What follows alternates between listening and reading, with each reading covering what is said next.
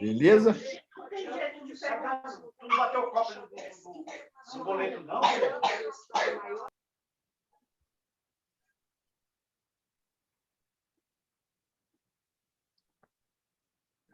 Paulo, Emerson, estou à disposição de vocês. Aguarda um pouco, já começamos.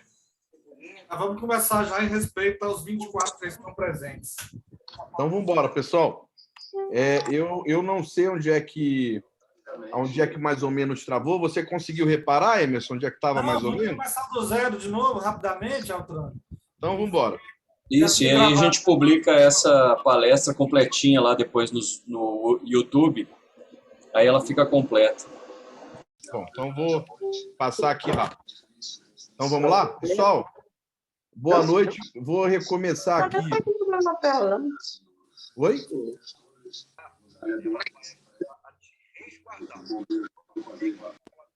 Oi, pessoal. Alguém falou alguma coisa?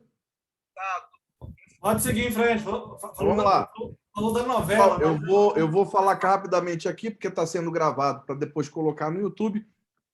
Então, nosso tema de hoje são boas práticas da engenharia aplicadas a condomínios, ou o que eu gosto de chamar de introdução à engenharia condominial. Meu nome é Fernando Altran, eu sou engenheiro eletricista de formação, pós-graduado em tecnologias de redes e segurança do trabalho, atuo na área de engenharia diagnóstica, já tem mais de 20 anos, tá? E, consequentemente, atuando como perito, como engenheiro inspetor, enfim, estamos atendendo esse mercado condominial aí já de muitos anos.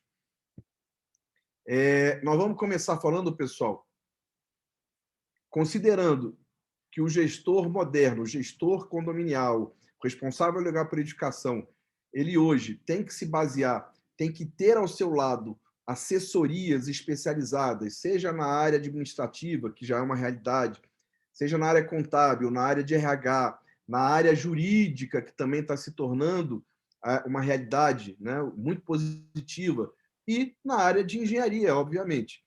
Até porque a grande quantidade, né, a maior parte dos problemas enfrentados no dia a dia do síndico são de natureza técnica. E é a hora que o pessoal fica apavorado, porque a hora que falta luz é a hora que estoura um cano, é a hora que está infiltrando e o vizinho está reclamando, o bicho está pegando e o síndico, a síndica, não sabe para onde correr. Você tem que virar engenheiro? Não, mas você tem que entender um mínimo do que é a edificação e a gente começa aqui pelo ciclo de vida dela. O ciclo de vida se dá no momento da entrega do empreendimento pela construtora e no recebimento. Hoje, esse recebimento é feito de forma muito superficial, pela famosa comissão de recebimento das áreas comuns.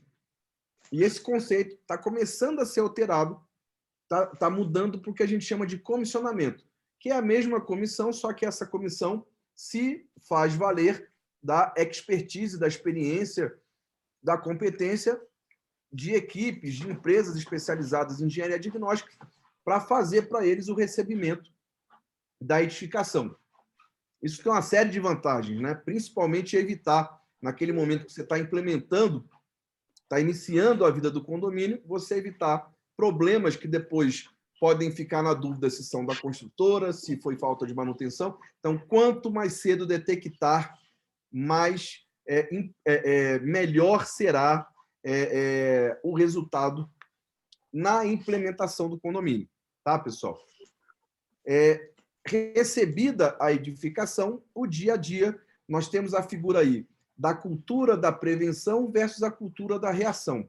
O brasileiro é reativo, né? A gente até eu criei esse termo manutenção reativa, que não existe na literatura, só para descrever que o brasileiro prefere esperar estourar o problema para poder reagir, atuar, ao invés de prevenir, né? Vocês observem que quando se faz quando se faz a construção dos orçamentos do condomínio, eu não conheço nenhum que pega uma projeção de manutenções de 5 anos e traz para o presente. Até porque isso gera um impacto, é verdade, financeiro, no bolso das pessoas, mas as pessoas não têm uma visão de que seria melhor ter esse aumento agora e se preparar para frente do que ter esse gasto como taxa extra, com indisponibilidade, com perda de desempenho de segurança. Os sistemas vão envelhecendo, vão perdendo o seu desempenho, que é funcionar tal qual ele foi projetado dentro de critérios de segurança, qualidade, resposta, né? Isso que a gente chama de desempenho. E para levantar como está a saúde de uma edificação, de um sistema, de um equipamento, nós hoje temos ferramentas da engenharia diagnóstica, tá? Que é um ramo da engenharia que tem um pouco mais de 20 anos e que, né, tem essa figura, tem esse papel de levantar o estado da saúde dos sistemas e das edificações. Levantadas as doenças da edificação, que a gente chama de patologias da construção, patologias das instalações, nós temos que estabelecer uma estratégia se nós vamos fazer um reparo, um conserto, ou se nós vamos fazer uma alteração, uma reforma. Toda vez que eu falo de reforma, eu estou falando aí de fazer um novo projeto, né? Lembrando que aqui na engenharia a gente vai estar sempre falando de projeto, de norma, e tanto o projeto quanto a norma, pessoal, são aliados do gestor condominial no dia a dia. Os projetos, porque enquanto você está no projeto, enquanto está no papel, está barato. Então, quanto mais tempo você investe planejando, estudando, pensando na solução daquele projeto, melhor vai ser o resultado na execução. Da mesma forma, as normas técnicas são construções de anos e de dezenas, às vezes centenas de profissionais que trazem a sua experiência para chegar num padrão unificado. Eu já participo de comitês de norma técnica, não é fácil se chegar num consenso. Então, a norma, quando é publicada, ela tem que ser abraçada por aqueles que vão fazer uso dela, porque isso vai trazer muito mais segurança e condições de você tocar o seu dia a dia de forma mais serena. Tá? Então, assim, quando a gente, depois de feito o diagnóstico, a gente parte para a correção ou para a reforma. E feita a correção, feita a reforma, começa o ciclo, né? Eu tenho que receber essa reforma, eu vou utilizar manutenção preventiva, corretiva, e aí por diante, tá? Isso constantemente, na edificação como todo e nos sistemas, particularmente, sistema de prevenção e combate a incêndio, sistema de instalações elétricas, sistema de estanqueidade de impermeabilização, sistema hidrossanitário, todos eles passam por esse ciclo. Cada etapa dessa, pessoal, tem um conjunto de normas, de orientações. A parte aqui do recebimento, por exemplo, eu vou entrar em algumas dessas um pouquinho mais em detalhe lá na frente, mas aqui vale destaque a 13752, que é a norma de perícias de engenharia na construção civil, que está, inclusive, em fase de reavaliação para republicação. E eu, né, destaco também o IPAP, que é o Instituto Brasileiro de Avaliações e Perícias de Engenharia.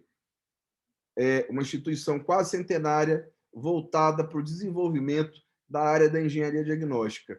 Muitas informações interessantes, cartilhas feitas para um público não técnico, né, mas pensadas por profissionais técnicos. Então, quem quiser beber nessa fonte, eu recomendo. No dia a dia, nós temos a figura da manutenção preventiva e corretiva. Vou entrar nessas normas aqui um pouquinho mais de forma mais aprofundada. E temos, desde 2014, isso aqui, inclusive, é motivo de uma aula na quinta-feira, que é a norma de gestão de reformas em edificações, aonde entram, inclusive, as reformas das unidades privativas. Tá? Isso é extremamente importante. Falando aqui de diagnósticos, nós temos, numa escala progressiva diagnóstica, o conceito, pessoal, de vistoria, inspeção, perícia, auditoria, consultoria é diferente, não são sinônimos. Quando a gente fala de laudo, o laudo é o documento que eu estou reproduzindo o resultado daquela ferramenta diagnóstica. Então, eu posso falar de laudo de vistoria, posso falar de laudo de inspeção, laudo pericial, laudo de auditoria, por exemplo. Tá? Mas a vistoria é uma atividade diagnóstica mais simples, onde você só verifica algo e registra. A inspeção, ela é a mais completa, porque ela vai fazer uma análise, além da vistoria, você passa pela vistoria, mas você vai fazer uma análise do ponto de vista da construção, da origem, do ponto de vista da criticidade dos problemas encontrados, do uso daquela edificação, daquele sistema em particular, da manutenção existente ou não, se está sendo adequado ou não, se está sendo eficaz ou não, para que se possa efetivamente entender como está a saúde daquela edificação e propor, recomendar ações para tratar aquelas doenças, as patologias. Não é à toa que a gente tem a norma 16747, que foi publicada em 2020, que fala do laudo técnico de inspeção predial. Eu tive, inclusive, honra de fazer parte do comitê da elaboração dessa norma, um trabalho muito, muito árduo, complexo. A norma precisa constantemente estar sendo revisada, complementada, ampliada, mas foi um trabalho que está gerando resultado, está gerando frutos, porque, inclusive, já subsidiou diversos estados e cidades a criar leis tornando a inspeção predial periódica obrigatória, o que não é verdade ainda aqui no Distrito Federal. Tá? E, finalmente, pessoal, quando eu falo aqui da hora de consertar, de reparar os problemas, o conceito de correção, de conserto, de reparo versus reforma, alteração, né? Eu tenho a figura de que, quando eu estou fazendo um reparo, a minha referência é o sistema original, o projeto original. Já quando eu estou falando de uma obra nova, de uma reforma, de uma alteração daquele sistema, eu tenho que passar pela elaboração de um projeto executivo. E começa tudo de novo, pessoal. Tá bom? Pessoal, alguma pergunta a respeito do ciclo de vida das edificações?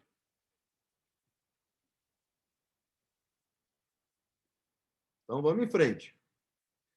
Pessoal, eu vou falar agora, tá? Eu vou falar agora das principais normas técnicas que todo representante legal da edificação tem que conhecer, de preferência, inclusive, ler, ter ali impressa no escritório, às vezes até mesmo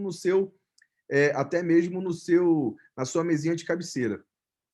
Se vocês forem ler essas normas que eu vou comentar, algumas, obviamente, em algum aspecto ou outro, entra no que a gente brinca, né, no tecniquez, mas, na sua grande maioria, tem um linguajar voltado para um público não técnico, um linguajar facilitado para quem não é da área técnica de arquitetura e de engenharia, exatamente para que as pessoas possam receber, adotar, aplicar essas normas no seu dia a dia.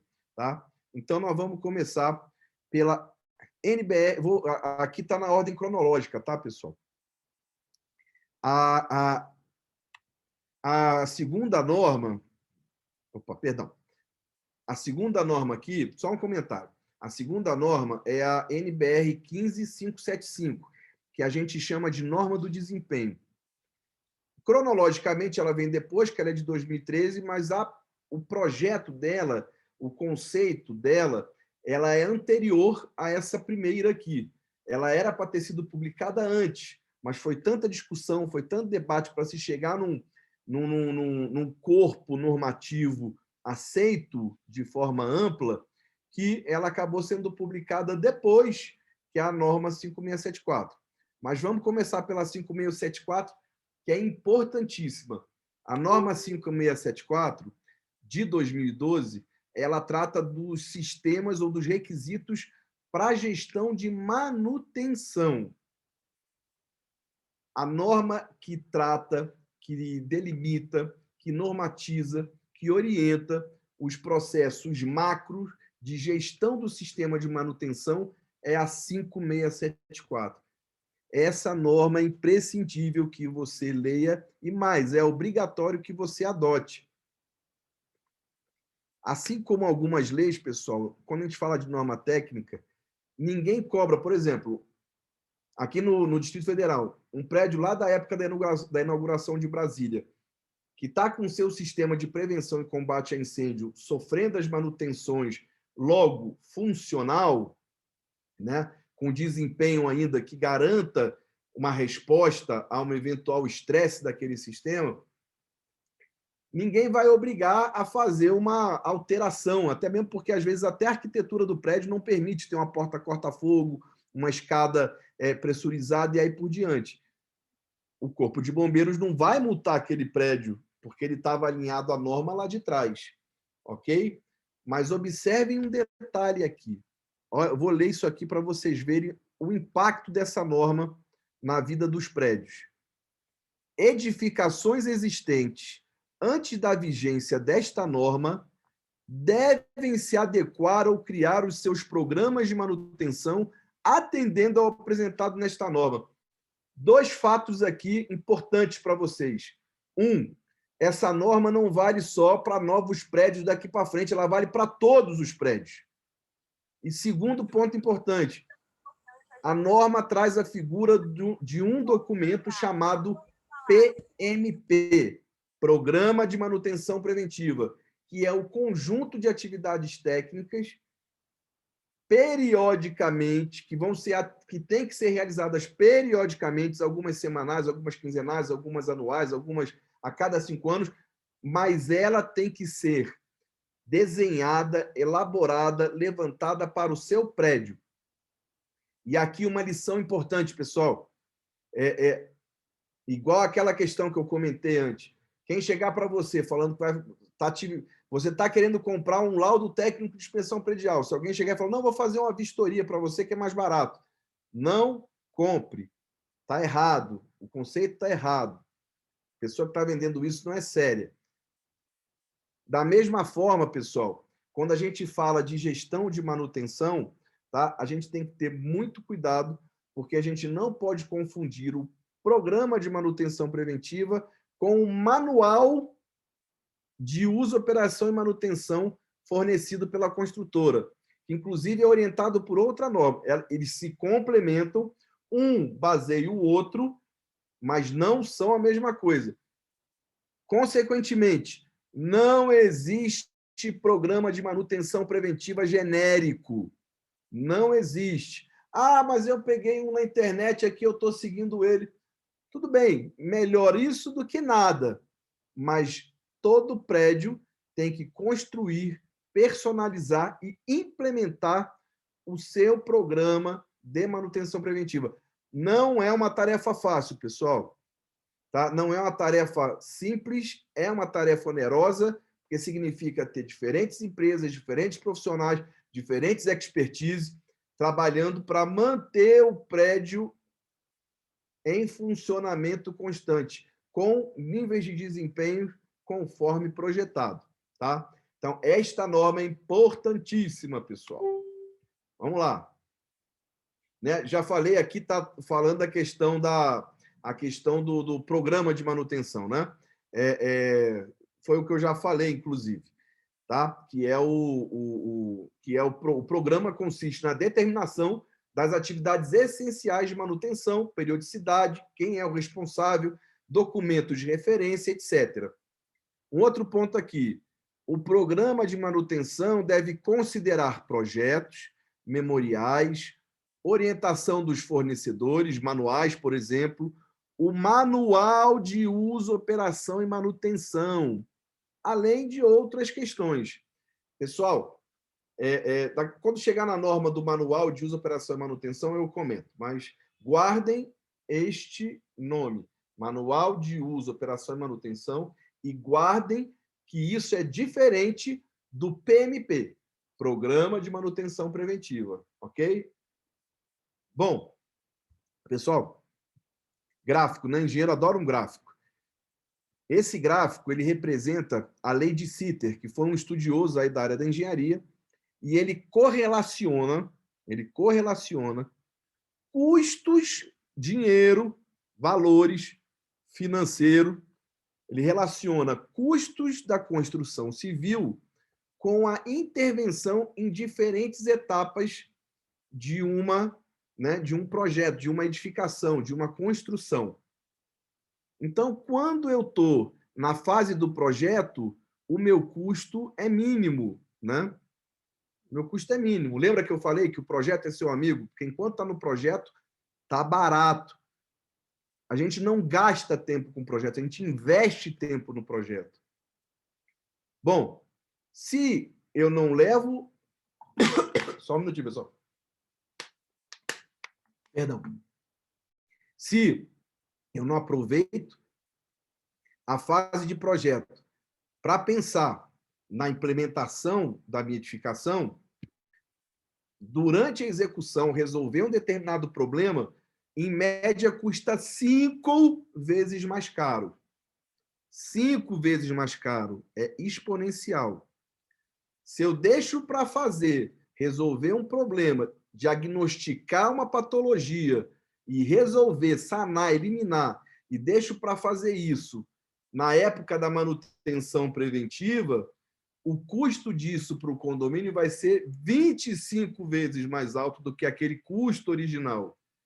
E, finalmente, se eu não pensei no projeto, se eu não diagnostiquei e resolvi durante a execução, não tive uma fiscalização presente, se não fiz ainda na política de manutenção preventiva, fui deixar para fazer como uma correção, como uma reação, eu posso ter o custo até 125 vezes maior do que o custo que seria se eu tivesse planejado melhor na fase do projeto.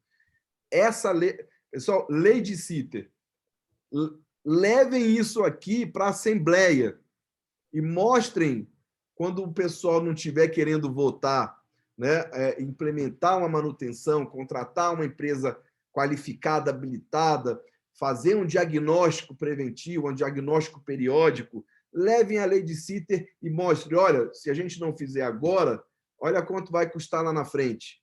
É isso que vocês querem? A lei de Sitter é um baita de um subsídio para justificar determinadas necessidades aí na operacionalidade, na operação do condomínio, tá? Bom, próxima norma.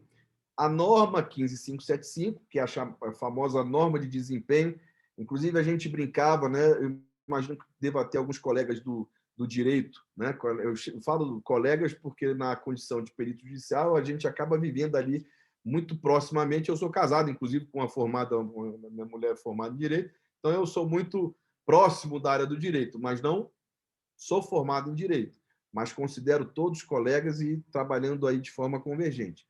Pois bem, por muito tempo, os advogados conheciam mais da norma de desempenho do que os próprios engenheiros, arquitetos, técnicos atuantes da área da construção civil. É uma norma importantíssima, foi um delimitador, uma mudança de cultura radical, né, que deveria ter sido feita em 2010, mas acabou sendo feita só em 2013. De novo, como diz a moçadinha aí, tá tudo bem, porque a gente tem a norma de desempenho e ela está constantemente evoluindo. Essa norma, para vocês terem ideia, ela tem 6 partes, tá? E ela determina desde parâmetros para você seguir, para garantir que a vida útil de projeto seja alcançada. Ela correlaciona manutenção com desempenho ao longo da vida útil. A norma de desempenho estabelece formas de você avaliar se uma estrutura, por exemplo, tem um desempenho que vai garantir a sua segurança. Então, esta norma é importantíssima também. Esse gráfico veio com essa norma. Observem que ele correlaciona aqui desempenho com o tempo. E, para dar o exemplo, eu não vou utilizar uma edificação, não. Eu vou utilizar um carro. Vamos pegar um carro. Quando eu tirei o carro lá da concessionária, 0 quilômetro, tá? 0 quilômetro, e eu começo a rodar. Eu não vou fazer manutenção, tá? Então, eu vou rodar, vai passando o tempo, eu estou rodando, estou gastando o carro, o desempenho, a qualidade de resposta, né? A segurança do carro, todos os aspectos técnicos que foram projetados começam a cair. Lembra que isso aqui é o desempenho. Então, o desempenho está caindo porque eu estou utilizando e não estou fazendo manutenção. Vai chegar num ponto em que o desempenho está num nível abaixo do desempenho mínimo requerido.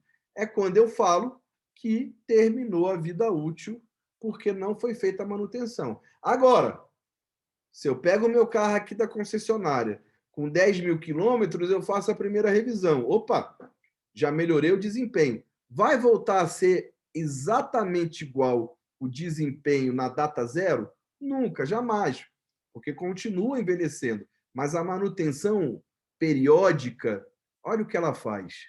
Além de manter o nível de desempenho ao longo do tempo sempre bastante acima do desempenho mínimo, ele estende, às vezes, até mais de 50%, até mais de 50% a vida útil daquele equipamento. E, pessoal, se você está usando um equipamento por mais tempo, um sistema, um elevador ou prédio, você está valorizando o seu investimento. Então, manutenção é um investimento, não é um gasto. Tá bom? Então, vamos lá. Próxima norma. Pessoal, lembra que eu pedi para vocês gravarem norma do Manual de Uso, Operação e Manutenção. Quando as edificações, quantos empreendimentos são entregues, né? A comissão de obras recebe, lembrem lá do ciclo de vida, né? A comissão de obras recebe, a construtora entrega. A construtora, dentro do que essa norma determina, tem que entregar uma série de documentos que estão no anexo dessa norma. Então, se você quer saber se foi toda a documentação entregue para o seu condomínio, quando ele foi construído, você pode pegar lá o anexo dessa norma e ir ticando. E um desses documentos é o Manual de Uso, Operação e Manutenção. Ali, ele fala das garantias, dos procedimentos mínimos, das marcas e modelos das peças, caso haja necessidade de comprar um item adicional. Eu já vi, em diferentes momentos do mercado da construção civil, às vezes associações de construtoras adotarem um padrão genérico de manual de uso, operação e manutenção.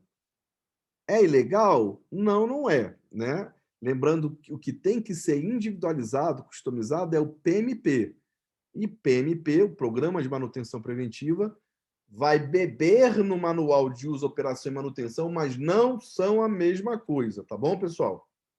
Manual de Uso, Operação e Manutenção é um básico, é um guia de informações, é uma coletânea de dados do seu prédio, que é obrigatório o fornecimento no ato da entrega pela construtora e vai servir, inclusive, para ajudar a construir o PMP do prédio especificamente. Tá bom? Norma 16.280, pessoal. Eu vou pular essa aqui, porque na quinta-feira a gente vai falar especificamente dela, tá? Mas para vocês não ficarem... só para dar um gostinho, lá no item 6 fala das incumbências ou encargos, ou seja, o que é obrigatório. Aí fala o que é incumbência do proprietário da unidade privativa, o que é incumbência do responsável legal pela edificação. Quem é o responsável legal pela edificação? Senhoras e senhores, o síndico ou síndica. Antes do início da reforma, receber as documentações ou propostas da reforma com a constituição de profissional habilitado. Pessoal, muito importante, o síndico pode receber a documentação de uma reforma? Sim ou não? Ele pode até receber na mão, mas quem tem que analisar a documentação é o profissional habilitado. Pessoal, o que é um profissional habilitado? A legislação de segurança do trabalho traz as seguintes definições: o profissional qualificado, o profissional habilitado, o profissional capacitado. O profissional qualificado é aquele que faz um curso reconhecido pelo MEC. Então, me tirando aqui como exemplo, eu fiz o curso de engenharia elétrica na Universidade de Brasília. Formei. Significa que eu sou um profissional qualificado. Se eu peguei o meu diploma, levei lá no CREA, que é o meu conselho profissional, dei entrada no diploma, peguei minha carteirinha e mantenho a minha inscrição ativa, isso me torna um profissional habilitado. Eu tenho muitos colegas, né, que formaram e decidiram não trabalhar na área de engenharia, então não tem a carteirinha do CREA. Eles continuam sendo profissionais qualificados, porém não são profissionais habilitados. E por que isso é importante, pessoal? É o óbvio, imagina. Um médico, você iria num médico, você entregaria sua vida para um médico sem CRM? Mas às vezes a gente entrega a nossa casa, a segurança da nossa família, por um profissional que não está registrado no CREA, não está registrado no Conselho dos Arquitetos, não está registrado no Conselho dos Técnicos. Então, vocês vão me ver o tempo inteiro batendo na questão do profissional habilitado, qualificado, habilitado, na comprovação da responsabilidade técnica. Mas isso, pessoal, isso só funciona se a gente respeitar. Porque se a gente entrega a vida da gente, a segurança da gente para um profissional que não é habilitado, a gente está jogando tudo isso aí por fora, por água abaixo. E não é exclusividade de engenheiro. Antes que alguém mas isso aí é para forçar a contratar engenheiro. Não, não é isso. Hoje você tem profissionais habilitados de diversas áreas. Na área da construção civil, você tem o Conselho Federal dos Técnicos, o Conselho Federal dos Arquitetos, o Conselho Federal de Engenharia. Você ainda tem de forma, né, participante aí, o Conselho Federal de Química habilita profissionais a atuarem, por exemplo, na limpeza de reservatórios de água, elaboração de laudos de potabilidade, outras atividades. O Conselho Federal de Farmácia habilita os seus profissionais a desenvolverem determinadas situações. Então, a palavra-chave aqui é habilitação, para resguardar você, a nossa segurança. Na mesma linha, a legislação fala do profissional qualificado, habilitado, e fala do profissional capacitado. Por exemplo, um eletrotécnico que não fez aquele curso técnico oficial reconhecido pelo MEC, então ele não pode se inscrever no Conselho Federal dos Técnicos, mas ele se capacitou. Ele fez um curso, conhece, é um profissional, né, que aprendeu a trabalhar. Você pode levar esse profissional na sua casa para fazer a instalação do ar-condicionado? Pode, desde que esteja sendo supervisionado por um profissional habilitado. Então, o profissional capacitado, ele só pode atuar sob a supervisão direta de um profissional habilitado, ok? Mas a gente fala mais disso na próxima aula. Isso aqui é um fluxo, né? Isso aqui eu vou trazer mais detalhado, tá? Mas eu só queria bater nessa questão, nessa questão aqui das incumbências, né? Desculpa, pessoal. Eu falei da de cima, não falei da de baixo, que é a mais legal. Quantos de vocês, na atuação como gestor condominial, se depararam com situação do morador querer peitar? Não, eu vou fazer a reforma, eu vou quebrar, eu vou alterar, não quero saber, ela fazia isso aqui há 30 anos. As pessoas acham que porque faziam antes, não podem evoluir, não podem, né, ter uma forma diferente, mais segura, mais inteligente de desenvolver uma atividade. Então, eu escuto isso direto, infelizmente. Mas olha só, pessoal. Oi? Alguém quer falar alguma coisa? Bom, vamos lá. Quantos de vocês já não se depararam com esse tipo de situação desafiadora? Olha o que esse item aqui permite. Antes do início da obra de reforma, autorizar a entrada de insumos e pessoas contratadas para a realização da reforma somente após o atendimento a todos os requisitos do plano de reforma. 2 itens importantes aqui. assim como a 5674 fala do PMP, do Programa de Manutenção Preventiva, a norma 16.280 traz a figura do plano de reforma. Oi? Oi, pessoal.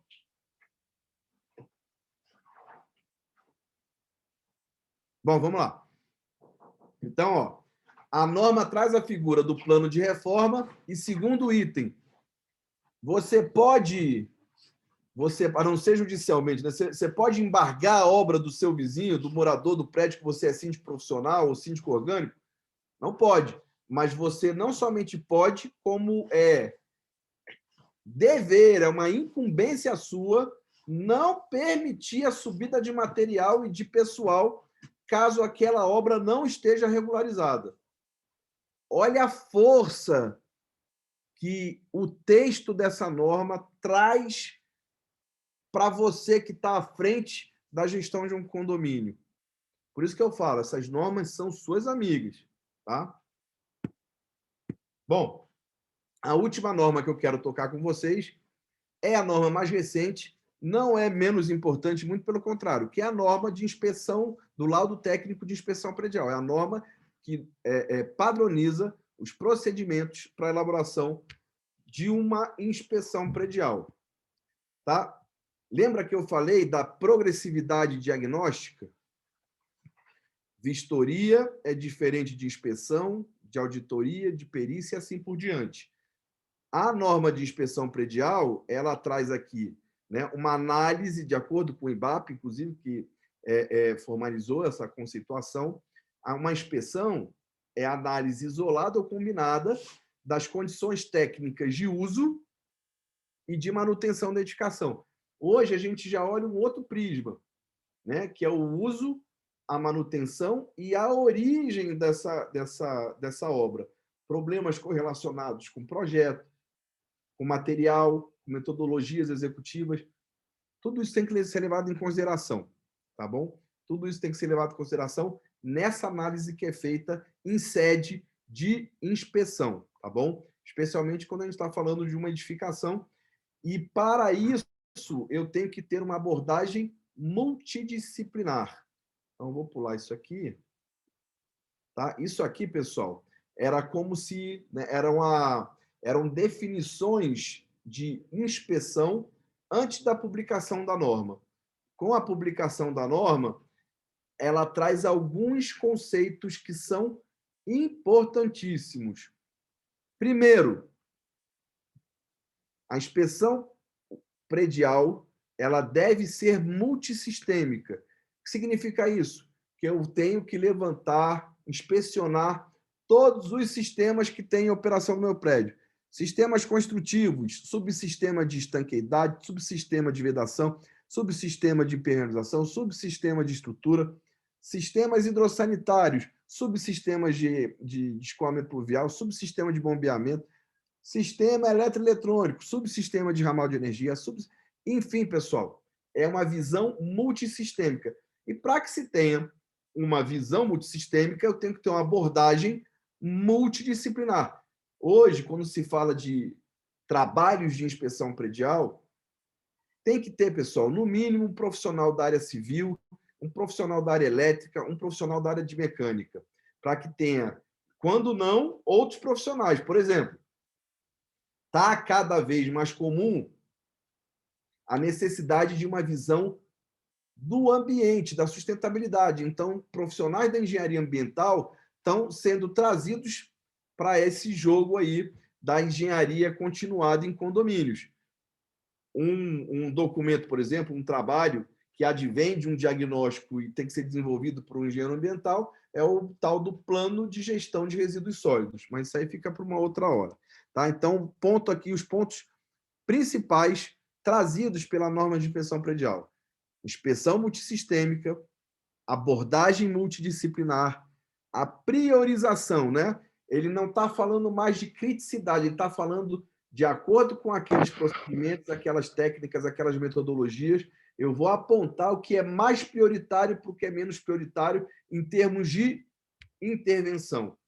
E, por fim, ele traz um conceito que foi inicialmente introduzido pela norma de desempenho, que é o tripé: segurança, habitabilidade e sustentabilidade. Tá? Isso aqui é o coração da norma de inspeção predial. Tá? Às vezes o pessoal pergunta, mas o que tem que constar de uma inspeção predial? O mínimo é isso aqui, pessoal. Tá? No mínimo é isso aqui. E sabe qual é um dos sistemas mais importantes que eu estou colocando aqui? E olha que eu tenho estrutura, olha que eu tenho aqui a parte de instalações elétricas, olha que eu tenho aqui os elevadores, motores e bombas, incêndio, acessibilidade.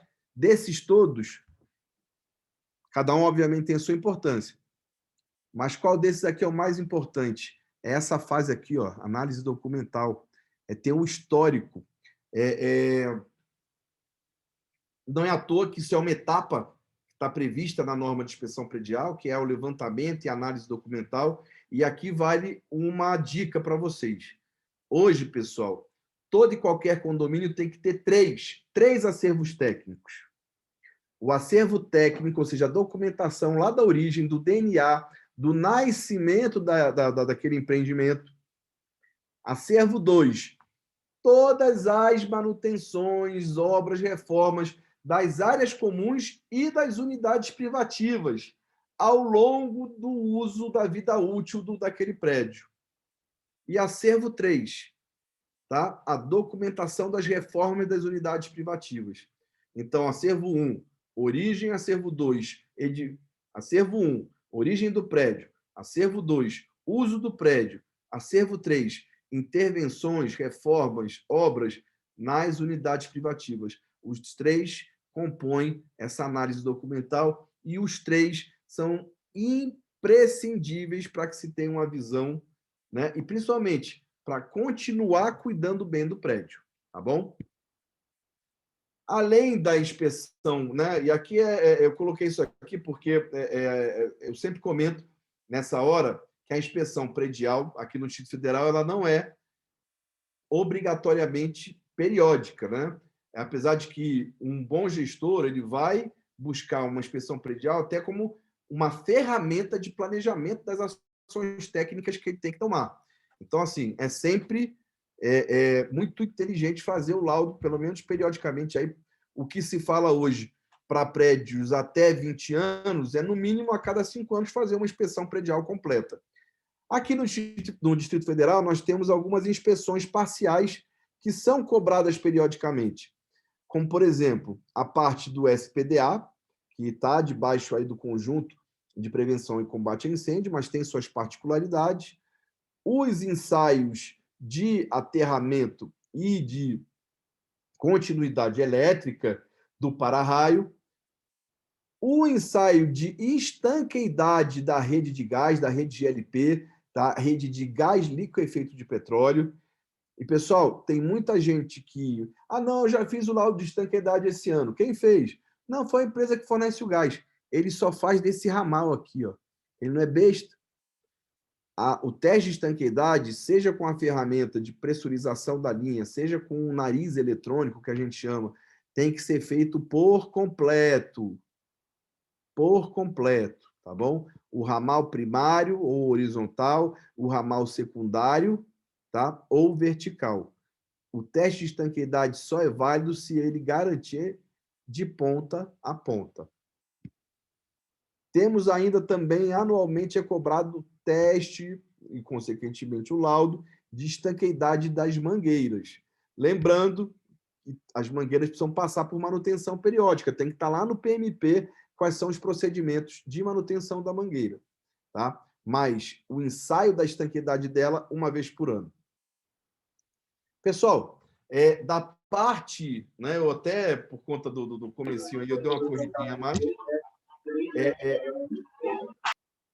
Então, assim, isso aqui já seria o assunto entraria agora o Mário e depois viria eu. E aqui a gente combinou, né, com o Paulo e com o Emerson, que eu já vou fazer esse conceito até um pouquinho mais reduzido, mais objetivo, e o Mário volta na quinta-feira. Na quinta-feira eu vou falar também a respeito de implantação de política de gestão de reformas, mas daí o Mário, o que ele vinha fazer hoje, ele vai compactar, né, para trazer uma visão até mais interessante para vocês na quinta-feira.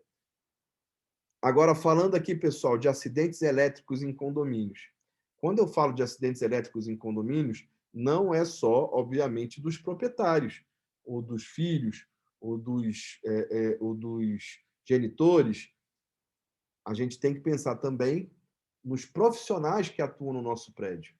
Então, assim, olhando as estatísticas, a gente observa que o número de mortes decorrentes de acidente de trabalho estava numa linha de queda. Porém, se a gente observa, tá, o número de acidentes com terceiros envolvendo a instalação elétrica, tá? Isso aqui, pessoal, é para quem trabalha com energia.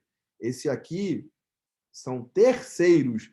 A gente vê que, na realidade, continua bastante alto, ó, na casa das 900 mortes por ano. Por ano. Eu tenho até que atualizar isso aqui, né? Mas não está muito diferente, não. Existe uma instituição, da qual, inclusive, eu faço parte, que chama-se Abracopel. A Abracopel é a Associação Brasileira de Conscientização para os Perigos da Eletricidade. Todo ano ela faz uma publicação chamada Anuário dos Acidentes em Instalações Elétricas. Em 2020, nós já estávamos com quase 3 mortes por dia, seja em função de descargas atmosféricas, seja em função de choque. Olha o absurdo, pessoal. Nós temos na norma de instalações elétricas de baixa tensão, existe a figura do dispositivo anti-choque desde o século passado. E a gente ainda tem muita gente morrendo todo dia por conta de choque. Tá? Observe que, ó, das pessoas que vêm, né, a óbito, ou dos acidentes que acontecem, né, porque a gente tem aqui, ó, são quase 5, isso em 2019, eram quase 5 acidentes por dia, mais de 2 mortes por dia. Né? Então, assim, a distribuição disso, 5% descarga atmosférica, raio, 39% por conta de incêndios. Eu já fiz muita perícia de ambiente onde pegou fogo por conta de instalações elétricas. Só é triste. É triste. E mais triste ainda é fazer perícia em ambiente onde houve morte por eletrocução. Principalmente quando a gente para pensar que seria tão simples de resolver. Mas, enfim, tá bom? Recomendo a vocês entrarem no site da Abracopel, tá? E baixarem o anuário. Até para deixar lá no condomínio, às vezes pegar algum, né, distribuir no grupo do WhatsApp do condomínio, para o pessoal ter consciência. Quer ver? Vou dar um susto em vocês. Quantos de vocês têm zeladores ou encarregados que fazem manobras em quadros elétricos, trocam lâmpadas, às vezes até passam um circuito, uma iluminação? E quantos desses receberam treinamento adequado de operação em instalações elétricas, NR10? E quantos desses, se são capacitados, têm a supervisão de um profissional habilitado? E em qualquer uma dessas hipóteses, se acontece um acidente, adivinha no colo de quem isso vai cair?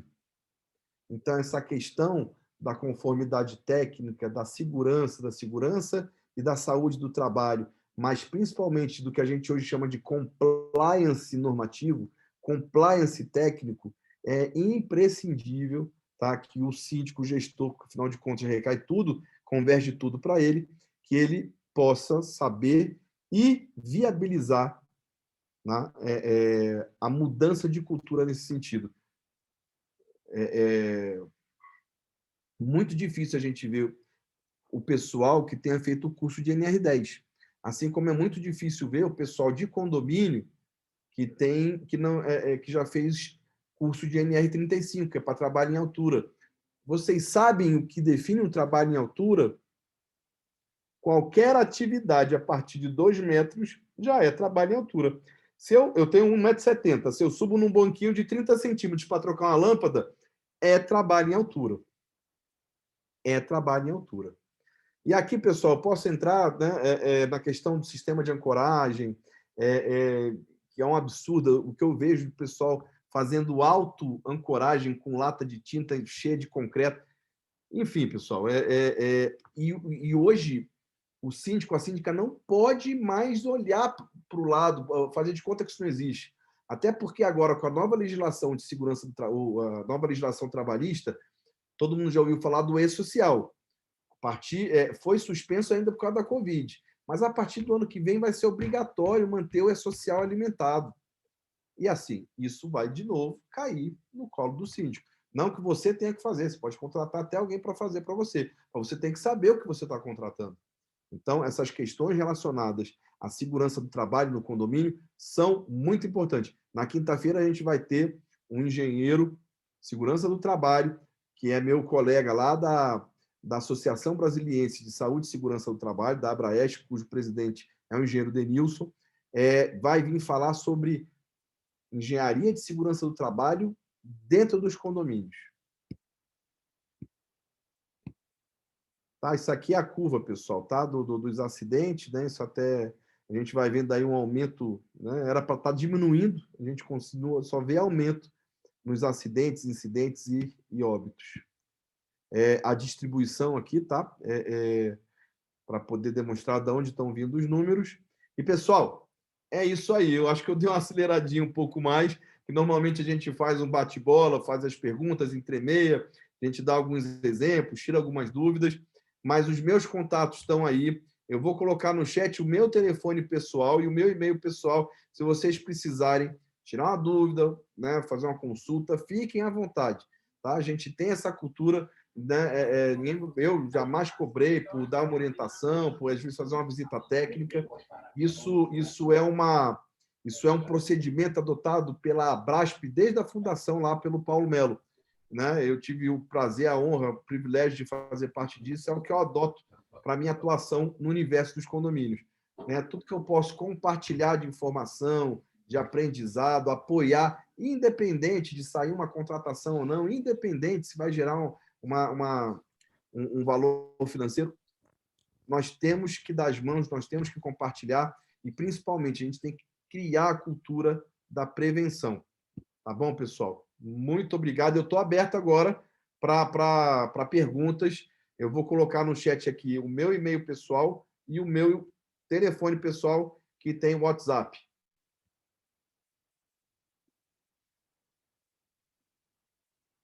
Estou à disposição, pessoal.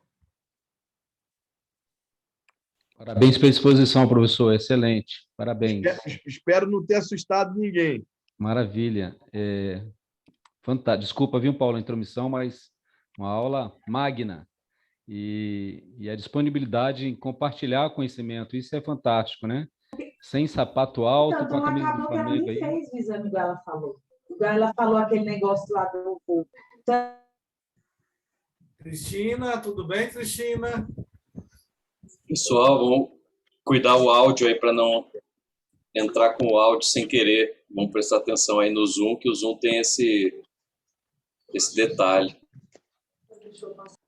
Bora lá, quem estava falando pode falar de novo, termina. Era só concluir, né? Eu acho que desculpa, os organizadores aí que iriam tomar a palavra, mas eu fiquei tão feliz com a aula, né? Eu venho dessa área de saúde e segurança do trabalho, atuei lá há 12 anos no Ministério do Planejamento, a gente tentou implementar lá uma ação, professor, da questão da política de saúde e segurança do trabalho no Executivo Federal, né? Que a gente, na verdade, a gente apropria as normas existentes da CLT para o Serviço Público Federal e em algumas situações, na grande maioria, são aplicáveis, mas em outras não, pelas particularidades do serviço público. Na grande maioria, lógico que sim, mas assim a gente acabou ampliando algumas iniciativas, como, por exemplo, o PCMSO, né, a NR4, né? Não sei se é 4, PCMSO. Que agora tá dando lugar para a gestão de risco ocupacional, né? Traz a figura aí do Exato. planejamento. Na nossa, no serviço público, a gente estava caminhando nesse sentido, Isso, né? Na excelente. nossa, a CIPA, a nossa é a CISP, também evoluindo nesse sentido para ser bem maior do que evitar acidente de trabalho, né? De promover saúde também. Mas parabéns pela sua, eu só queria intervir nesse sentido, parabéns pela sua intervenção e a próxima aula, sem dúvida, será melhor. Eu estava querendo só uma consultoria, como o senhor possibilitou, qual é a ANR de Parque Infantil, Paulo Melo? É uma dúvida dos síndicos e moradores das SQS, das quadras, né?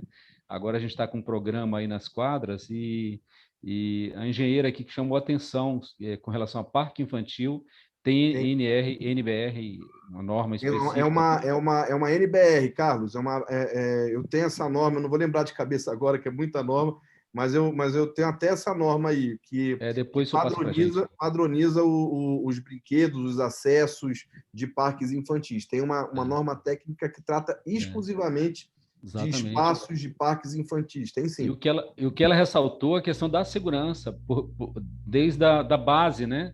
Porque tem a questão do acidente da criança em cair na areia, o piso adequado, as camadas adequadas. Então, a responsabilidade é bem maior, mais ampla do que se imagina.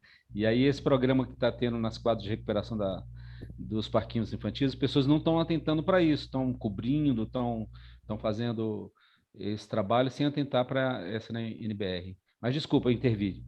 Não, parabéns. Mas... A norma... Carlos, obrigado aí pelas colocações. Carlos, obrigado pela participação. Você é prefeito da 715 Sul, não é isso? Sim. E prefeito e presidente da Associação dos Moradores das Quadras 700.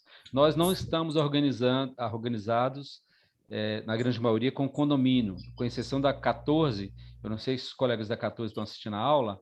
Na 14 nós temos prédios com condomínio, né, prédios de andares, mas a grande maioria das quadras, porque nossas áreas úteis são de área comum, né? Então nós não somos condomínio.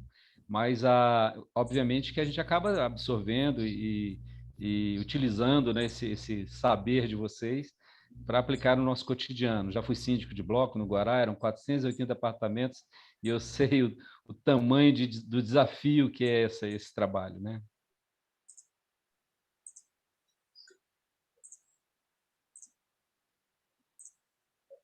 Eu coloquei aí no chat que eu encontrei aqui rapidamente a norma para a segurança de playground, é a NBR 16071. E eu sei que tem uma outra também, eu estou procurando aqui, já disponibilizo. Ok, obrigado. Tem uma outra específica de parque infantil, Emerson. Eu acho que é a NBR 14350. Eu acho que é essa mesmo. Mas eu realmente não lembro o número. É a 14350. Deixa eu só confirmar aqui. Lembrança. Pessoal, eu vou responder aqui a alguns questionamentos que eu vi que estão aqui no chat. Mas quem quiser fazer alguma pergunta, por favor, fique à vontade. Vamos lá. Deixa eu achar aqui. Meu condomínio tem 42 anos, difícil atender todas as normas do Corpo de Bombeiros, feito por Flor Azevedo. Olha só, você tem que considerar dois aspectos. O aspecto do atendimento às normas e o aspecto da segurança. Com 42 anos, uma edificação, muito provavelmente, o sistema de incêndio do seu prédio já teve a vida útil vencida. Por exemplo, a vida útil média de uma instalação elétrica predial são 25 anos. Mais ou menos a média também para as instalações de prevenção e combate a incêndio. Então, quando chega nessa época, e 42 anos já passou, aí não é uma questão somente de você adequar a norma nova, é você substituir um sistema que acabou a vida útil por um novo. E para isso, né, conforme eu até indiquei lá no ciclo de vida, como eu estou renovando o sistema, estou tirando o que acabou a vida útil, estou colocando um novo, é engraçado que a gente vê esse conceito, vira e mexe a gente vê, o satélite acabou a vida útil, vai ser destruído, a estação espacial acabou a vida útil, tem mais 5 anos de vida útil, depois vai ser... A gente não dá conta de entender isso. Mas o fato é que acabou a vida útil, o desempenho está abaixo do esperado, traz muito risco e custos, né, para manter aquilo funcionando. Então, é muito inteligente, chegou na vida útil, provocar aquela substituição. No caso de instalações elétricas, no caso de instalações de incêndio, isso aí se faz por meio de um novo projeto. E, obviamente, ao fazer um novo projeto, você vai atualizar essas instalações de incêndio para as normas mais atuais. Ok? Aí vem aqui a Suelma, pergunta. Meu condomínio foi entregue em 96 e está apresentando várias necessidades que exigem a inspeção predial. Perfeito, Suelma. O raciocínio é exatamente esse. A inspeção predial, o diagnóstico multissistêmico e multidisciplinar, vai permitir que você tenha uma visão de como está a saúde do prédio e aquilo vai te servir como uma ferramenta para planejar a sua atuação. Então, assim, é importantíssimo. Vamos lá. Qual síndico hoje, quando assume o condomínio, não pede uma varredura nas contas, nos demonstrativos financeiros, nos processos judiciais, caso tenha, caso não tenha? A inspeção predial é a mesma ideia na seara técnica. Tá? E o Emerson, que é um técnico muito experiente, e vai concordar comigo, a gente sempre fala um negócio, né? Na área da construção civil, o médico, quando mata, quando erra, mata um. Nós que trabalhamos na área técnica, arquitetura, engenharia, enfim, na construção civil, quando a gente mata, né, quando erra, pode matar muitos. Então, tem que ter o cuidado, tem que ter o passo a passo, tem que ter a humildade da prevenção. Bom, continuando aqui. O Leonardo Leão pede para receber este material. Pode deixar, eu vou gerar um PDF e compartilho no grupo, tá, Leonardo? Tranquilo. A Maria de Lima fala, aqui no condomínio contratamos um profissional habilitado para acompanhar a nossa reforma. Excelente. Né? Você tem um fiscal, né? O tripé, contratante, contratado e uma fiscalização técnica. Tem muito prédio que tem a tal da comissão de obras. Tem comissões de obras que são extremamente produtivas, participativas, tem comissão de obra que não faz nada, tem comissão de obra que só atrapalha, mas a gente não pode confundir que a comissão de obras é que nem aquela comissão de recebimento da obra. Né? É interesse do proprietário acompanhar, saber o que está acontecendo, mas ele não tem a habilitação técnica para fiscalizar um trabalho técnico. E eu escuto muito aquela história. Ah, não, mas na comissão tem um vizinho que é engenheiro. Ele pode ser formado em engenharia, pode ser um baita de um profissional, mas se ele quiser atuar como engenheiro no condomínio dele, ele vai ter que registrar uma RT e botar o CREA dele na reta, porque ficar só falando, porque às vezes até atrapalha mais do que ajuda. Tá? Eu, por exemplo, no meu prédio, onde eu moro, eu não dou palpite, eu respeito. Eu respeito a autonomia, me perguntam às vezes, eu indico outros profissionais, porque eu entendo que não deva misturar essas estações. Então, assim, tem que ter muito cuidado na hora de definição das responsabilidades. Aí teve alguém aqui que não colocou o nome do iPhone, né? A garantia padrão é de 5 anos após a entrega do prédio. Não é a garantia padrão, é a garantia legal, a garantia que está inscrita, prevista no Código Civil. E essa garantia de 5 anos, ela trata da segurança e solidez do empreendimento. No manual de uso, operação e manutenção fornecido pela construtora, você vai ter todas as manutenções, você vai ter todas as garantias parciais para cada sistema. E as condições para você, e aqui é importante, pessoal, as condições para você preservar essa garantia. É que nem carro, mas às vezes a gente esquece. Se eu tiro um carro da concessionária, o que eu preciso fazer para... Eu não tenho que fazer as manutenções numa autorizada para preservar a garantia, mas eu tenho que fazer a manutenção para não perder a garantia. Muitos condomínios confundem garantia com manutenção. A manutenção cabe ao condomínio. E, consequentemente, eu tenho que fazer as manutenções, por isso que eu preciso do PMP para me dizer, para me orientar, para me nortear o que eu tenho que fazer periodicamente para preservar a garantia do meu empreendimento. Tá? Não o contrário. Continuando. E se a administração não acionar a construtora de alguns itens que estão estragados, eles poderão ser responsabilizados? Como funciona a vistoria que deve ser realizada antes do vencimento da garantia? Vamos lá. O ideal é fazer uma inspeção, não uma vistoria, no ato de recebimento da edificação e depois, né, como é um prédio de até 20 anos, 5 anos após, que vai coincidir normalmente com o final dessa garantia, né, da garantia prevista no Código Civil da solidez e segurança do empreendimento. Se algum sistema deteriorou, se degradou por falta de manutenção, o gestor que deu causa a isso pode ser responsabilizado, mas a nova administração tem que identificar. E é um outro ponto importante, pessoal.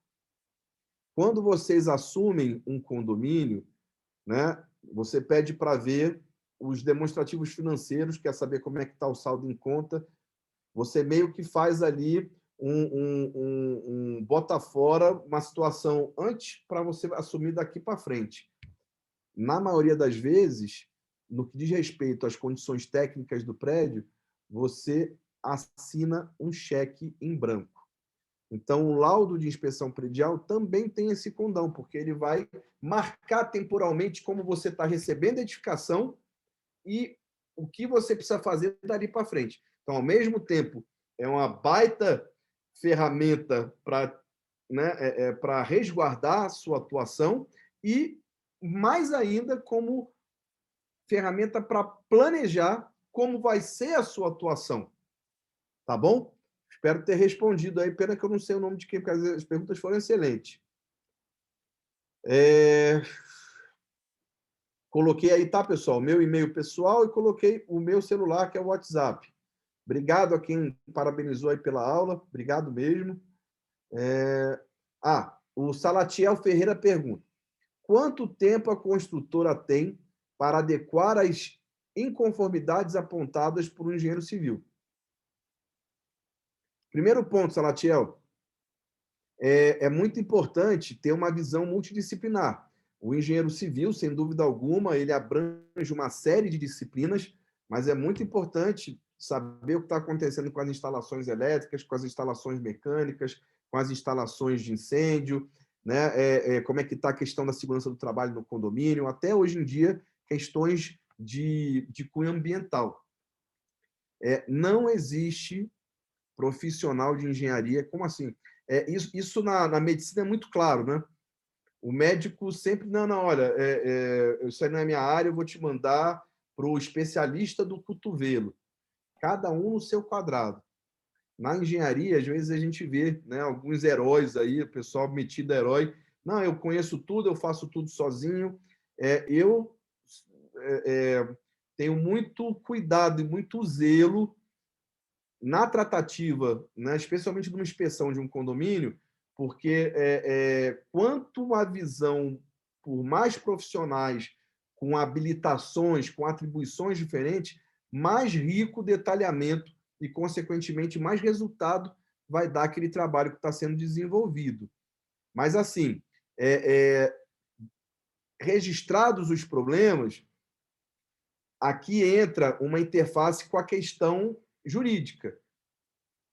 Tem algumas teses que dizem que, a partir do momento que o condomínio toma ciência de um vício, ele tem até 90 dias para reclamar isso na justiça, senão decai o direito dele.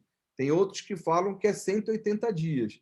Então, assim, é muito importante, em determinados momentos, uma convergência, uma atuação, assessoria de engenharia com assessoria jurídica, até para que se tenha uma estratégia, né, de como chamar a construtora para sentar e conversar, né, sempre tentando uma seara, né, da conciliação, da convergência, da conversa, ir para o judiciário. Hoje existe, até mesmo dentro do judiciário, hoje tem umas ferramentas interessantes, como, por exemplo, a produção antecipada de prova. Ao invés de você fazer um pedido de obrigação de fazer ou fazer um pedido de indenização, que vai ter uma perícia lá na frente, você antecipa, entra com um processo só para produzir a prova pericial e até mesmo diante do resultado da prova que vier, aí você decide se vai impetrar um processo, uma ação ou não.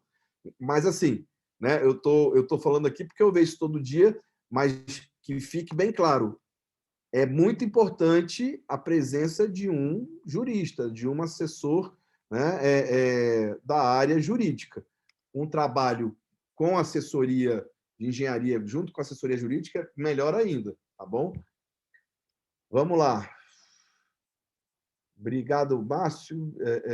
A Luzia Queiroz da Silva pergunta: como identificar o sistema de aterramento do SPDA está com o aterramento correto? E se é necessário trocar até de aterramento de tempos em tempos?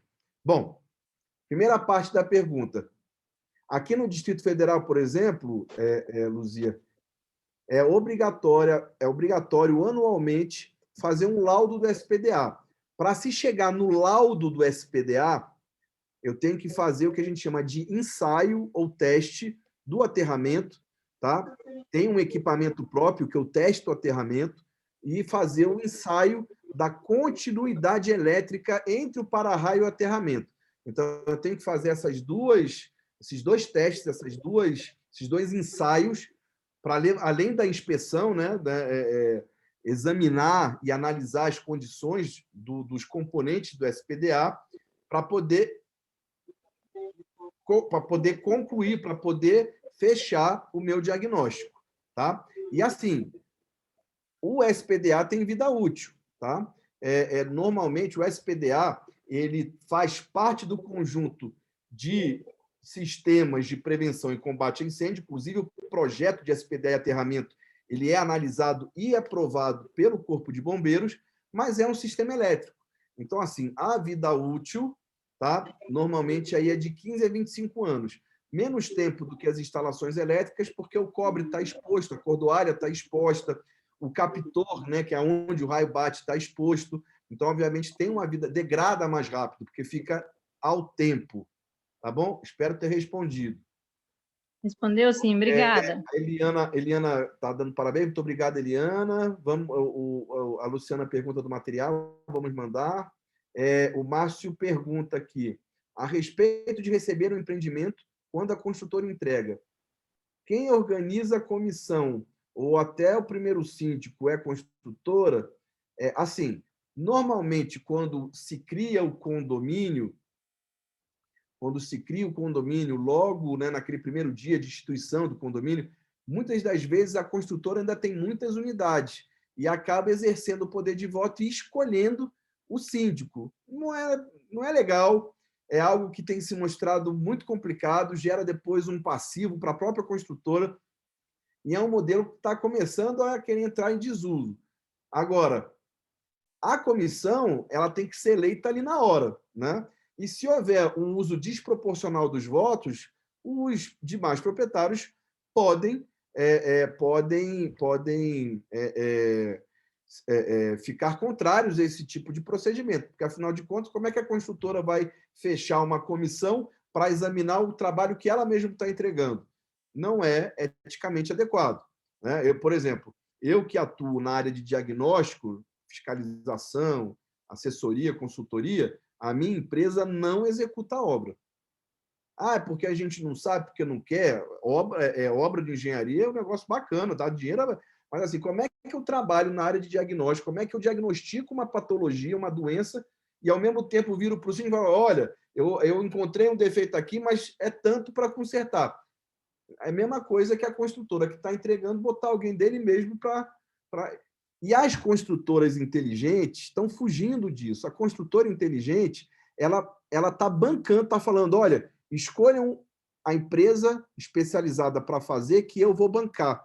Porque a construtora inteligente que tem transparência e coloca logo no início do empreendimento um levantamento detalhado, ela está se resguardando.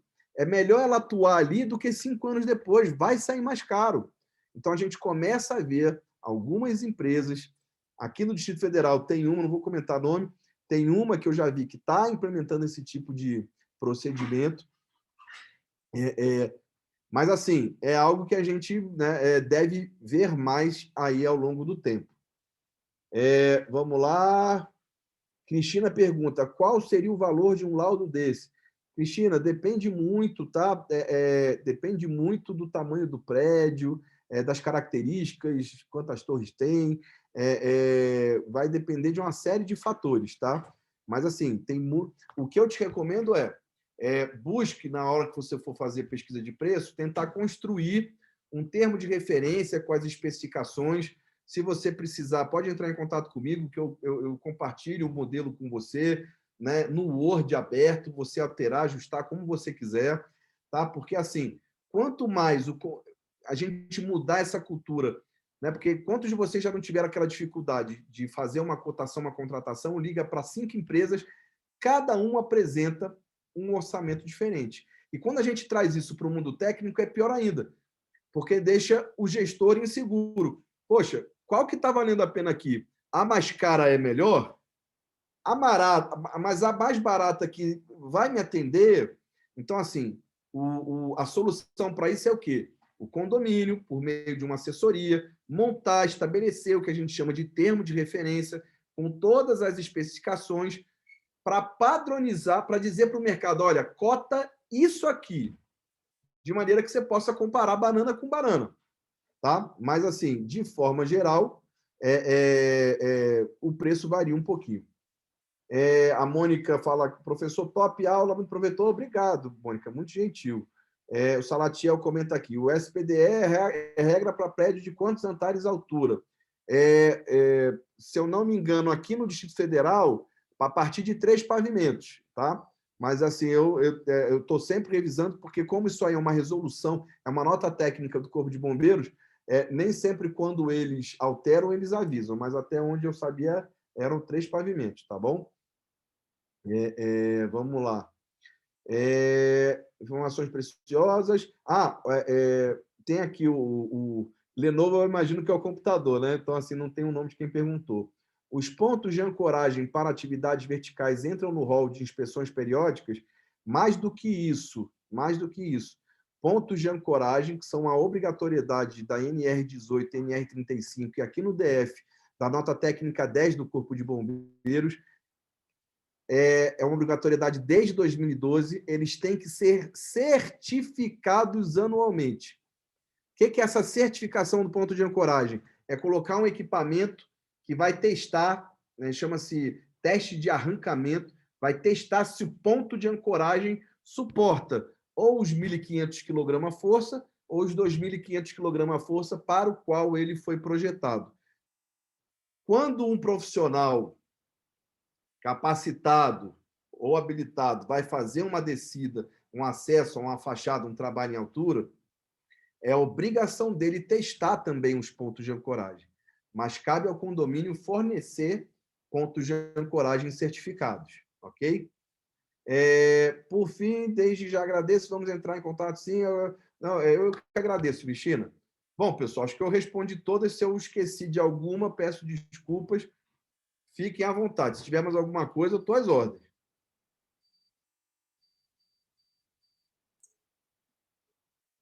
Muito bom, Fernando. Sempre bom ter informações sobre a área de engenharia do condomínio. Geralmente, até me surgiu, eu não quis perguntar antes dos participantes, mas a pergunta que sempre surge, né, com relação àquela questão dos 5 anos da garantia, das vistorias da própria construtora, é sempre bom a gente ter um profissional do lado do condomínio. Eu queria que você falasse sobre isso, mesmo que a gente confie na construtora, mesmo que seja uma construtora de renome, né, uma marca conhecida, e que a gente tenha bons profissionais lá atuando na engenharia da construtora, é sempre bom a gente ter alguém que possa nos auxiliar e verificar, né, pontos, até que pode, vamos dizer, por esquecimento, né, ou por uma pressa, não ser tratado com o devido cuidado, e aí o condomínio, o síndico, pode se respaldar a partir da sua consultoria técnica. Eu queria que você falasse sobre isso um pouquinho, né, para melhorar esse entendimento lá daqueles 5 anos, da relação com a construtora e o condomínio. Emerson, excelente a pergunta. Assim, eu, particularmente, eu vivo essa realidade do dia a dia. Hoje, a minha empresa atende mais de 60 prédios nessa modalidade de assessoria de engenharia. Eu tenho uma equipe multidisciplinar, né, com engenheiros civis, técnicos, engenheiros eletricistas, mecânicos, segurança do trabalho, tem até uma engenheira agrônoma que compõe a equipe, estou trazendo um engenheiro ambiental, tem técnico de segurança do trabalho. Enfim, eu invisto muito nessa visão multidisciplinar e a gente vive essa realidade do dia a dia dos condomínios, em fazer essa tradução e essa intermediação técnica com a construtora, em elaborar especificações e ir ao mercado buscando soluções que atendam efetivamente o condomínio, fiscalizando a execução desses trabalhos, né? Diagnosticando questões que às vezes geram muito conflito, como, por exemplo, infiltrações dentro de uma unidade privativa, em que às vezes a responsabilidade pode ser do condomínio ou pode ser da unidade privativa.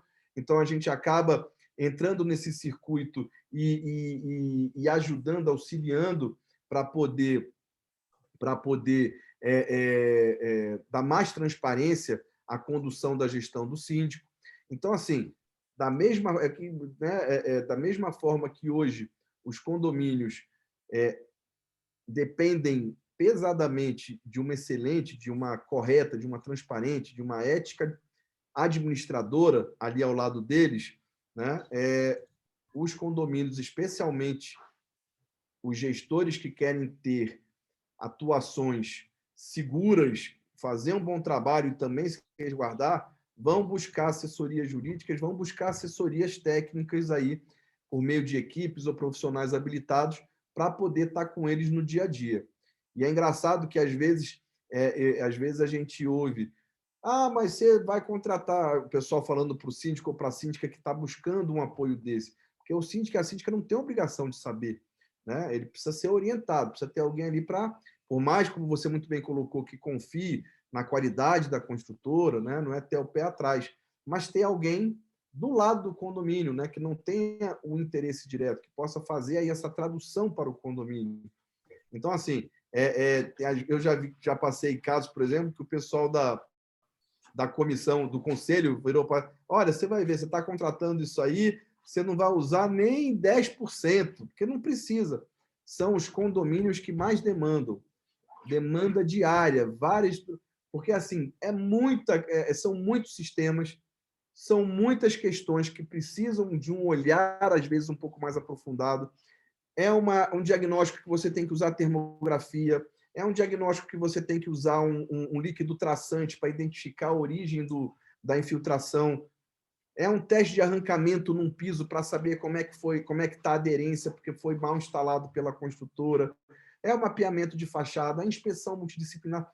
É um universo de questões técnicas que, se o síndico ficar sem respaldo, ele está colocando, literalmente, o CPF dele na reta.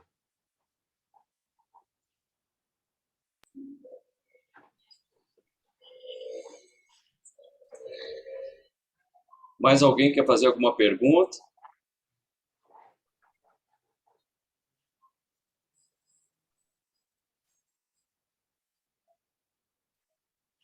Então, também uma outra questão interessante é que os condomínios preocupam-se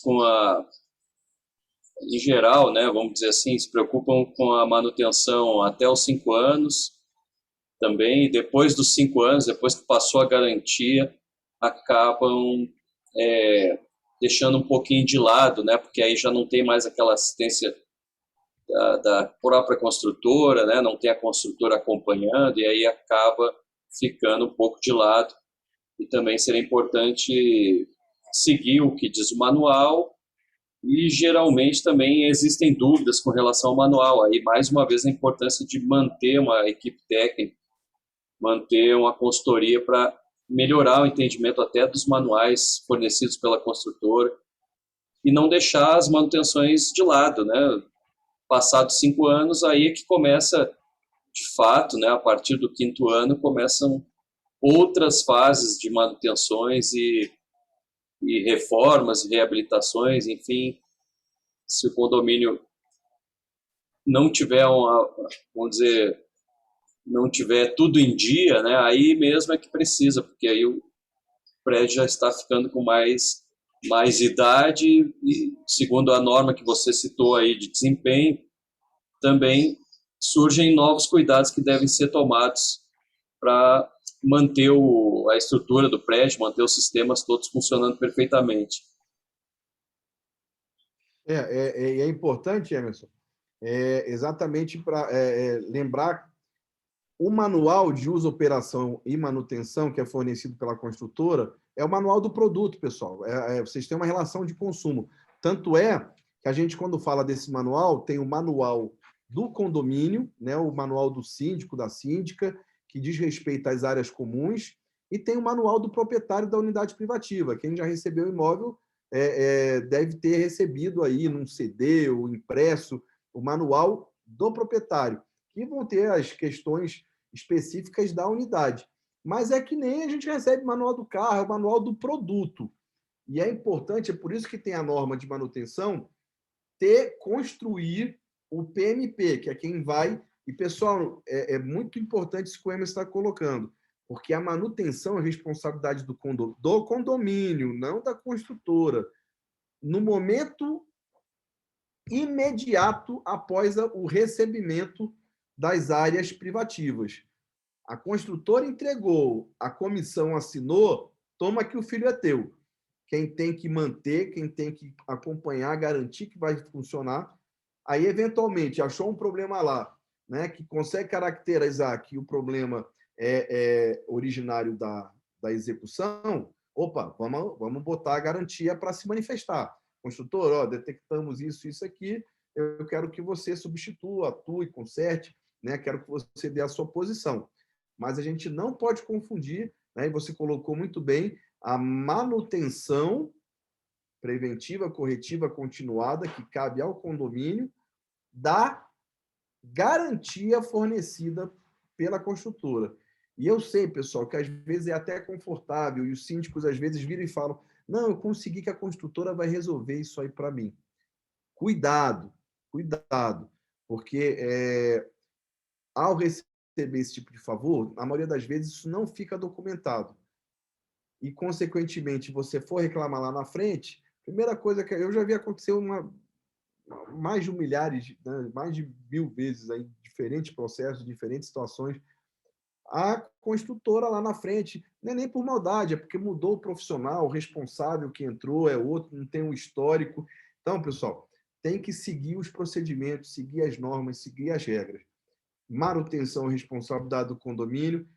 Deu algum problema, atua a garantia. Notifica, manda o e-mail, abre a solicitação, ordem de serviço, deixa a construtora se manifestar, né? Se houver, aí é bom botar o seu responsável técnico, a sua equipe técnica que está te atendendo para fazer essa interlocução, para poder...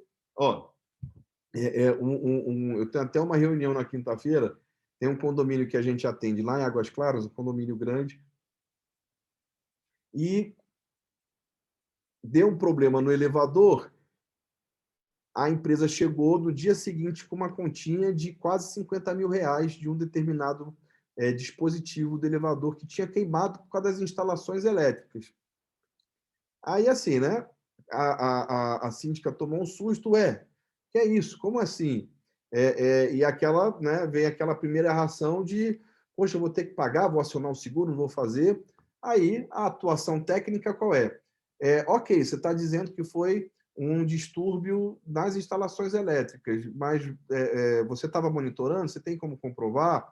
Vamos instalar aqui um equipamento para medir a qualidade da energia, para fazer uma curva de 24/7 ao longo de 7, 10, 15 dias.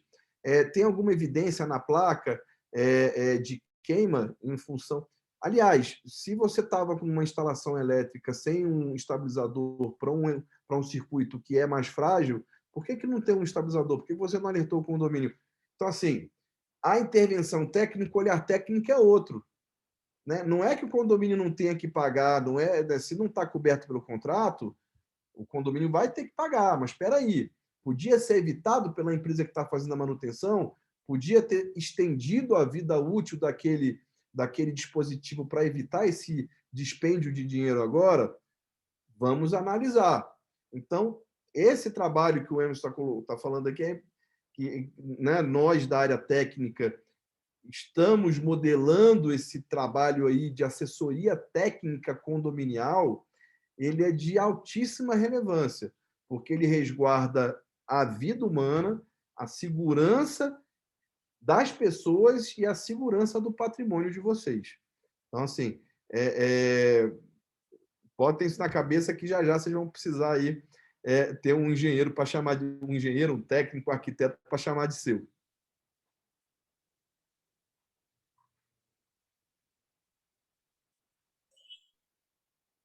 Mais alguém, pessoal?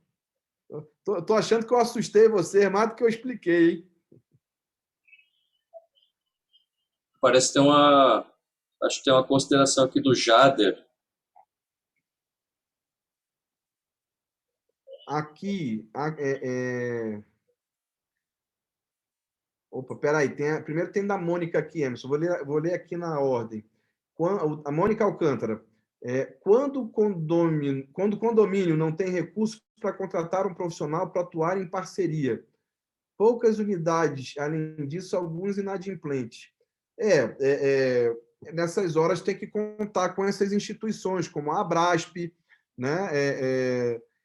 Como o INCC, como a Sossíndicos, que dá esse suporte para os condomínios que não tem como ter, às vezes, um profissional, uma equipe contratada ali especificamente. Mônica, eu posso falar de mim, né? E como testemunha aí da Sossíndico, da Abrasp, nunca deixamos de estender a mão, de estender uma parceria, de estender uma orientação, de fazer uma visita, especialmente quando a gente vê que o condomínio, né, acontece muito, pessoal. Eu sempre falo que é o ciclo vicioso do condomínio, né? Exemplo, né? O pessoal sabe que a fachada tem problema, tá entrando água nas unidades. O pessoal, em vez de síndico, pega o dinheiro e resolve a causa do problema. Não, eles ficam querendo que o síndico pague os reparos dentro do apartamento. O síndico não tem dinheiro para pagar o que está causando as infiltrações e aquilo fica, vai e volta, e não se resolve nunca. Então, assim, se eu puder ajudar de alguma forma, Mônica, eu estou à sua disposição. Eu acho que, só fazer uma consideração, eu acho que o mais importante nesse caso dela, e que serve para muitos, é fazer um trabalho de conscientização dos moradores, porque da mesma forma que a gente compra um carro e cuida dele, e tem uma tendência a ter um zelo pelo seu carro, levar na autorizada, no mecânico e assim por diante, eventualmente troca um óleo, um pneu, a gente tem que ter o mesmo cuidado com o prédio onde mora, porque desde que foi entregue, então ele passa a ser responsabilidade de todos cuidar da sua manutenção, do seu estado de conservação. E por essa razão, não deixar, né, o síndico aí vai ter que fazer um trabalho de conscientização mesmo para não deixar que os moradores esqueçam que o prédio está lá e está à disposição de todos e ele está sendo degradando, né, está passando por um processo de degradação que é natural, porém cabe a todos fazer a manutenção, cuidar do seu condomínio, cuidar da sua edificação para que ela não degrade de tal forma a chegar num ponto que fique quase insustentável fazer uma correção, né, fique caro demais. Aí, no caso, em vez de contratar uma consultoria permanente, pode contratar sob demanda também. Chama lá, eventualmente, o profissional, faz uma avaliação, faz as vistorias, faz, né, um diagnóstico para ver o que precisa, o que é mais importante atacar naquele momento, o que é mais crítico, mas não deixar o tempo passar e não deixar que as pessoas esqueçam que esse prédio precisa de manutenção sempre, assim como o automóvel, assim como o nosso corpo, né?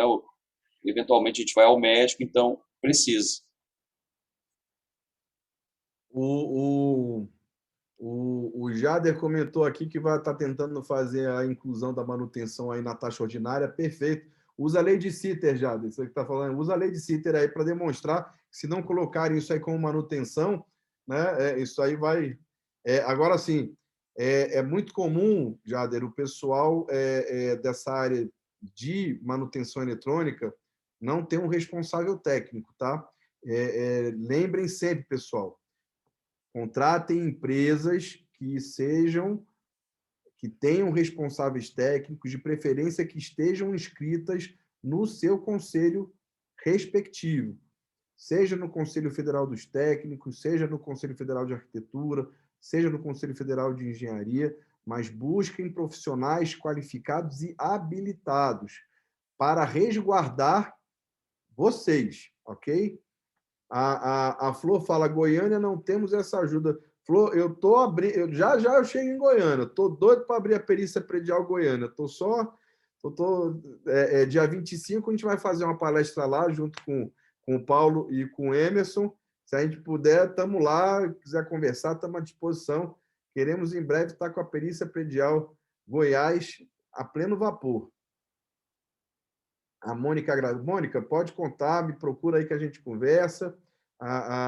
O Jader fala aqui 44 unidades e grande inadimplência, por isso tudo é mais complicado. Imagino, Jader. Então, essa missão de vocês de gestão condominial não é fácil. Tá? A Lina, obrigado, Lina. Eu recomendo o Fernando Altran. A Lina é uma profissional, né, uma síndica, né, e a gente atua no prédio que ela tem apartamento lá na Asa Norte, brilhante profissional. Obrigado aí pelo carinho, pelo reconhecimento. Precisando dar mais ordem. Enfim, pessoal, estou à disposição, que a gente puder ajudar. Ó, já estou com 2 clientes para Goiânia, ó, a Flor e o Disseu. Ó, depois mandem um contato de vocês aí no privado para a gente se ver lá em Goiânia semana que vem, pessoal. Rapaz, eu vi só para não esquecer de falar, eu vi que tem alguém do Amazonas aqui eu vi alguém colocou a M, alguém lá. Minha família é toda do norte, pessoal. Tem alguma Manauara aí perdida? Fale agora ou se cale para sempre, hein? Quem é o caboquinho que está por aqui? Acho que já foi dormir já. Ah, que pena. Inclusive, minha filha está morando lá, inclusive. Bom, tá bom. Paulinho, tô às suas ordens aí.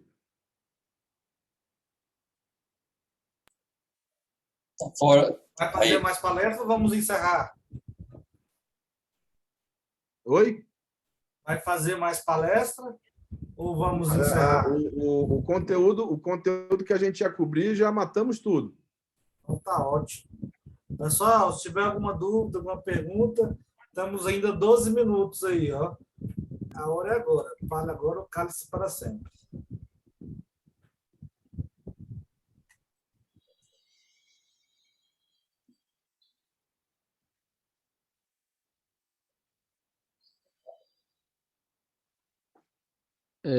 Professor, Oi. nessas NRs e estratégias que o senhor colocou, em paralelo, não tinha que ter os mapas de risco? Por exemplo, o senhor comentou sobre risco de choque, comentou sobre, em paralelo, né, é importante sempre ter nas edificações, né, os mapas de risco, né, feito o mapa de risco com antecedência. Principalmente, Carlos, se você tiver uma equipe contratada diretamente pelo condomínio. Aí hoje tem que fazer o GPR, né, a gestão de prevenção de riscos, de levantamento dos riscos, a GRO, enfim, de riscos ocupacionais, tem que fazer um mapeamento elétricos, químicos, ergonômicos, todo aquele beabá da saúde e segurança do trabalho. Agora, é muito boa essa tua questão, porque muitos condomínios têm uma realidade de não ter mais mão de obra própria, de terceirizar. E aí, pessoal, vocês, na qualidade na função de gestor condominial, tem que cobrar da empresa de terceirização que tenha, né, esse estudo, essa documentação de segurança do trabalho relativa à força de trabalho destinada para o teu condomínio. Então, quem trabalha em altura tem que ter curso de NR35. Quem entra, por exemplo, em reservatório de água para fazer limpeza tem que ter curso de espaços confinados, que é NR33. Tem que ter um mapeamento de riscos, como o Carlos está bem fazendo, porque eles estão atuando, às vezes, em áreas que podem ter algum perigo, e o risco está relacionado à exposição a esse perigo. Tá? É diferente, perigo e risco são... O perigo caracteriza uma situação, né? Um conjunto de condições que pode levar uma pessoa a sofrer um acidente ou até mesmo vir à morte. E o risco é uma probabilidade de acontecer esse acidente em função da exposição a esse perigo. Então, tudo isso tem que ser considerado. Eu faço um apelo a vocês, não percam aí a aula de quinta-feira com o engenheiro Tiago, que vai falar aqui sobre engenharia de segurança do trabalho aplicada aos condomínios. É óbvio que não dá para cobrir tudo, né? Numa aula só, mas pelo menos para vocês começarem a ter um olhar para essa seara diferenciado. É algo que cada vez mais vai estar na agenda de vocês diariamente. Então, vocês precisam entender do que se trata, o que vocês precisam fazer com o pessoal próprio, com o pessoal terceirizado, para vocês poderem conduzir os trabalhos aí da forma mais tranquila possível. Obrigado. Nada, Caqui, eu que te agradeço.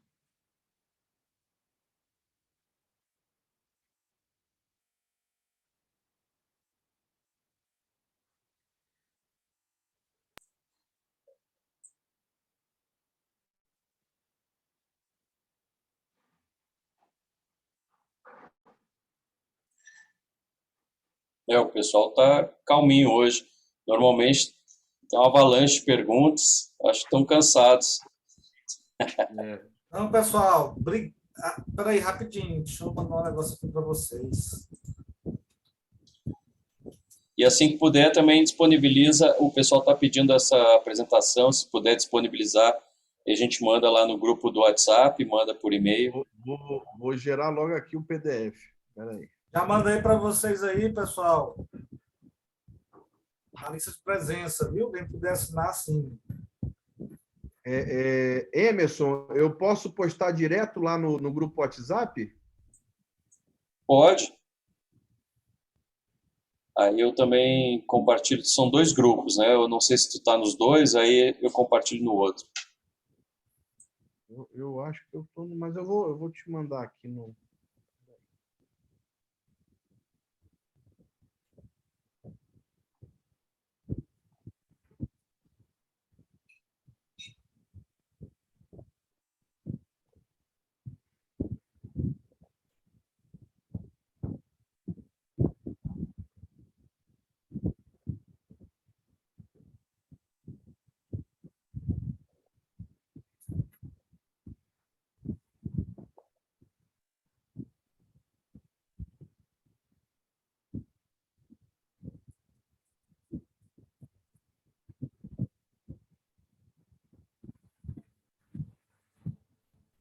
Eu não consigo. Emerson, acho que vou ter que mandar para você.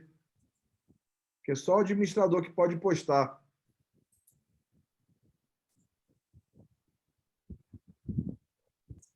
Ok, tranquilo, eu envio lá. Se quiser mandar aqui no chat do Zoom, também dá. Te mandei aí pelo Zap. Tá ok. Zoom, não sei como já mandei logo aqui no... Já está aí contigo. Nós fechamos o grupo porque o pessoal estava reclamando muito e tal. A gente vai abrir novamente daqui uns 2 dias, deixar o pessoal de castigo um pouco. A gente reabre daqui, em breve a gente vai reabrir.